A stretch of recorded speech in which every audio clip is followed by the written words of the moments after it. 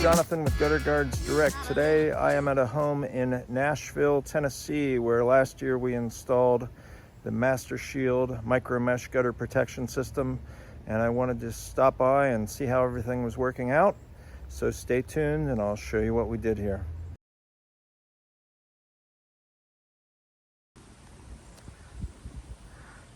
This is a Cape Cod home in West Nashville area. So we were invited out here last year to take a look at a very tough situation. If you look above me, we have multiple oak trees. I think there's 3 or 4 oak trees here in the front yard, pin oak and regular oaks overhanging this house. So the homeowner already had a 6-inch gutter up here, and that all seemed to be working fine.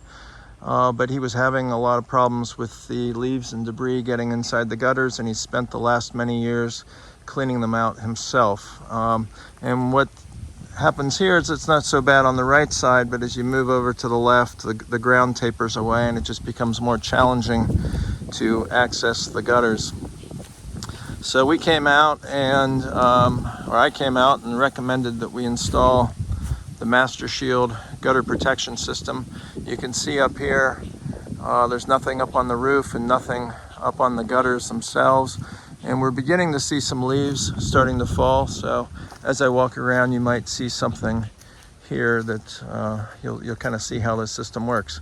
I just want to point out a couple of things that are, can happen, because none of these systems are going to be absolutely perfect. And I think one of the reasons I wanted to show you this house in particular is that there are a couple spots around the house that don't get as much breeze or wind, or they're kind of nooks and crannies, and things can get stuck up there. So if you look at the transition between the main part of the house and this little room here, you can see how the roof stair steps down, but the roof actually slides back up underneath that rake edge. So that becomes a very protected area, and you can see some of the leaves and the oak tassels that have kind of wedged themselves up underneath there. So unless you get a really good wind or a driving rain or something that's going to kind of get underneath there and drive that stuff off the roof, it's more likely you might have something like that sitting on top of the roof.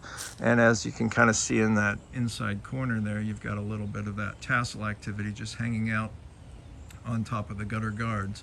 But if you think about it, you've got basically a 8 or 10 inch swath on the entire front of the house that has something sitting on top of it, and it's still allowing the water to get through there, but that is something that their landscaper or their lawn service might have to address every once in a while.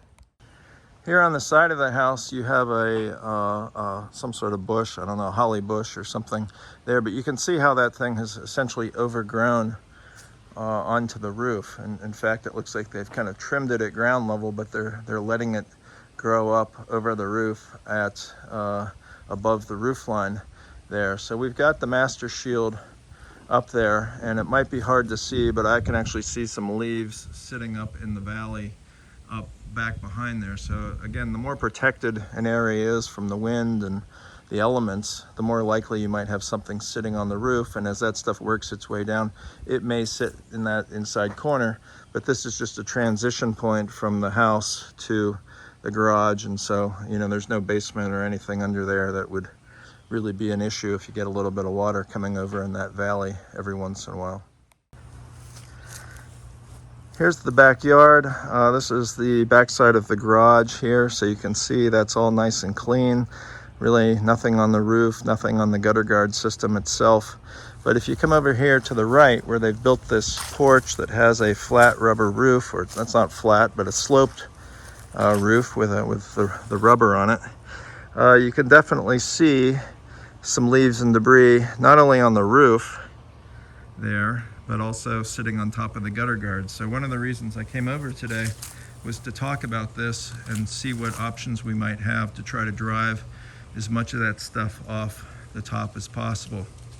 So the homeowner believes that some stuff has shifted off the top. I can clearly see where maybe it had been up there at some point, but it's kind of moved off the top. However, there's enough debris up there that when it gets wet in the springtime, it mats down, it then gets kind of crusty and hardens.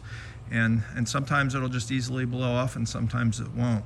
But I think one of the issues on the back of the house here is that you have multiple sections of roof. So you've got obviously the main part of the house here.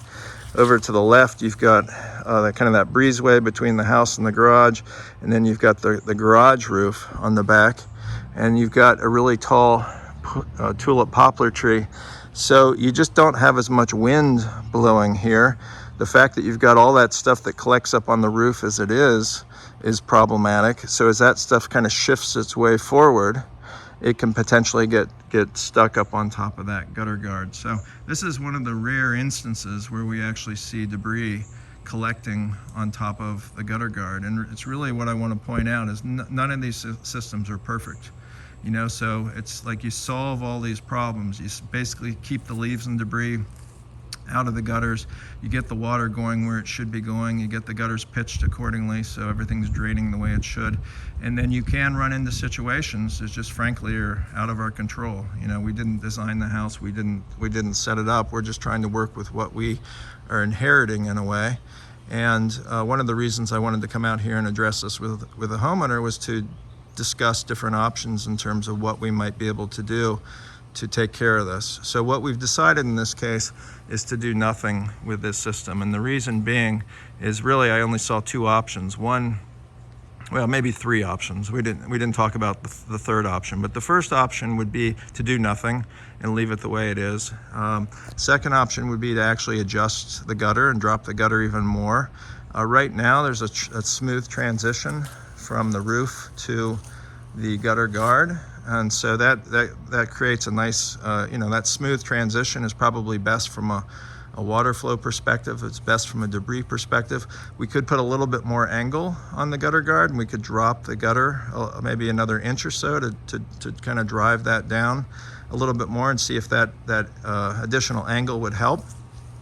But the reality is you've got all that stuff sitting up on the roof anyway, and you can see the stuff that's up there is independent of the gutter system. So it's not like the stuff that's sitting up there is because of the debris sitting in the gutter or sitting on top of the gutter guard.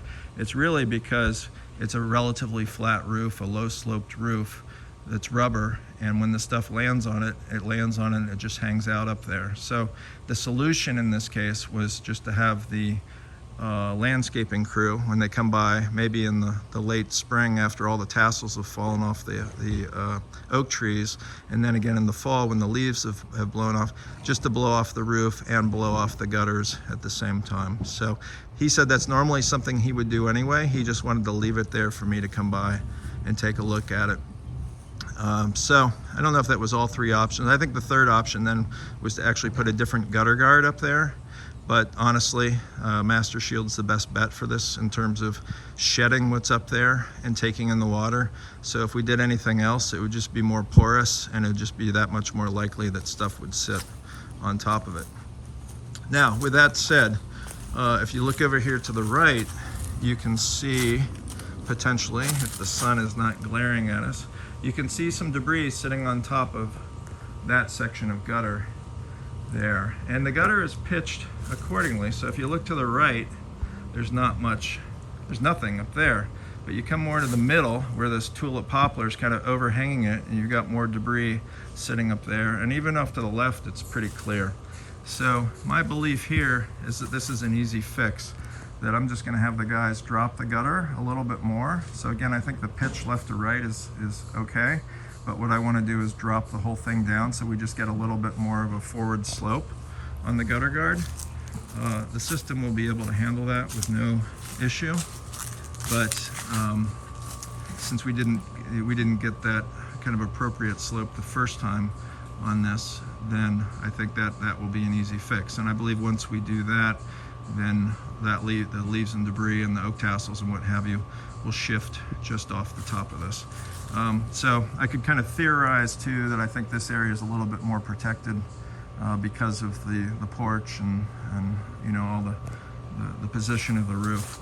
But I do think that this is something that would be a very easy fix. And one of the reasons I believe that is if you look over here to the right, you've got a small section of gutter, also has a holly bush in front of it, but there is nothing sitting on top of that gutter guard there, and everything else is pretty equal. So I think just lowering that gutter probably another inch from left to right on the fascia board, just dropping it, will be all that we need to do to shift the debris that's sitting on top of that.